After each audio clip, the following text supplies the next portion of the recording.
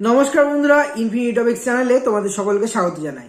আজকের ভিডিওটা আবার একবার রিভিউ স্টুডেন্টসদের জন্য, যারা অনেকেই চিন্তায় আছো যে যারা রিভিউ রেজাল্ট না বেরোনোর কারণে বিভিন্ন কলেজে ফর্ম ফিল আপও কিন্তু করতে চাইছে না। এক্সাম ফর্ম ফিল আপ না করার কারণে যদি তোমাদের রিভিউ রেজাল্টে কোনো কারণে আবার ব্যাক চলে আসে, মানে রিভিউ রেজাল্টও ক্লিয়ার না হয়, সেক্ষেত্রে তোমরা কি করবে?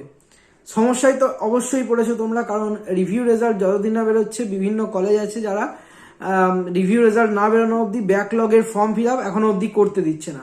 তো সেক্ষেত্রে রাস্তাটা কি, সেটার উপায় নিয়ে আজকে চলে এসেছি। আমি আগের ভিডিওতে তো বলেইছিলাম যে তোমাদের যারা আর কি রিভিউ ক্যান্ডিডেট আছো তারা লাস্ট ডেটে করবে, কিন্তু ইউনিভার্সিটির তরফ থেকে একটা ডেট বলাও হয়েছিল 18 তারিখের মধ্যে একটা বেরোনোর চান্স রয়েছে। তো এখনো অবধি কিন্তু রেজাল্ট এখনো অবধি বেরোয়নি। আজকে 15 তারিখ হতে চললো, কিন্তু রেজাল্ট এখনো অবধি পাবলিশ হয়নি।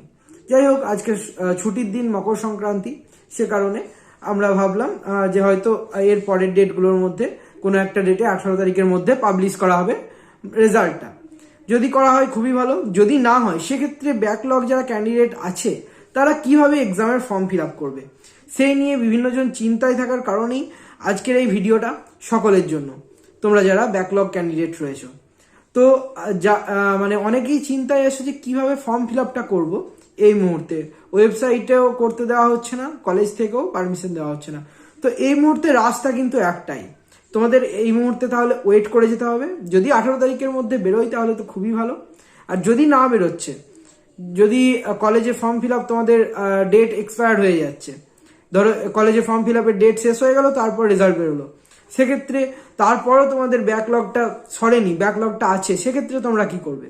সেক্ষেত্রে রাস্তা একটাই, পরীক্ষার আগে এক সপ্তাহ হয়তো আগে তোমাদের আবার একটা রিশিডিউল দেওয়া হবে, যেখানে বলা হবে ওপেন করা হবে তোমাদের পোর্টাল, পেমেন্ট পোর্টাল।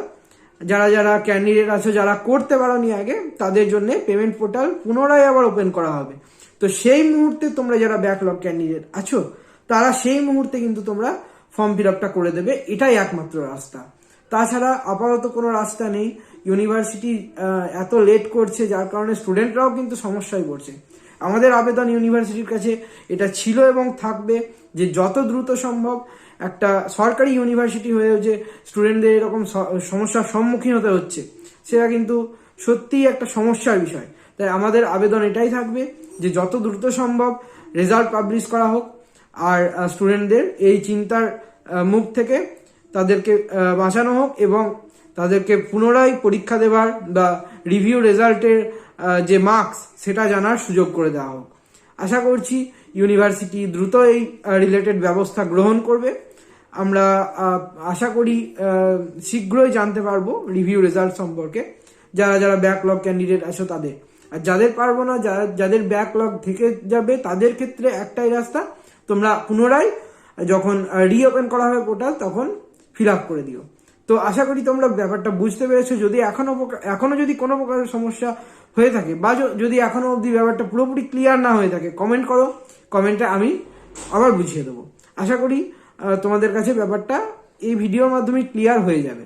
তো যদি ভিডিওটা ভালো লেগে থাকে একটা লাইক করতে ভুলবে না, আর যদি কোনো প্রকার সমস্যার সম্মুখীন হও তাহলে অবশ্যই কমেন্ট করবে, আর ভিডিওটা বন্ধুদের সাথে শেয়ার করতেও ভুলবে না, তার কারণ বিভিন্ন জনের কিন্তু প্রয়োজন হতে পারে যারা ব্যাকলগ ক্যান্ডিডেট আছে। আর এই ধরনের আরো ইনফরমেটিভ ভিডিও পেতে চ্যানেলটা সাবস্ক্রাইব করে পাশে থাকা বেল আইকনটা প্রেস করে দেবে, কারণ বেল আইকন না প্রেস করলে যখন আমরা ভিডিওটা পোস্ট করব তখন নোটিফিকেশন বারে কিন্তু তোমাদের ইনফরমেশনটা পৌঁছাবে না, বা ভিডিওটা নোটিফিকেশন ট্যাবে শো করবে না, যার ফলে তোমরা বিভিন্ন ইনফরমেটিভ যে ইনফরমেশন সেইগুলো থেকে বঞ্চিত হবে। তো আশা করছি সমস্ত ব্যাপারটাই তোমাদের ক্লিয়ার হলো এই ভিডিওটার মাধ্যমে।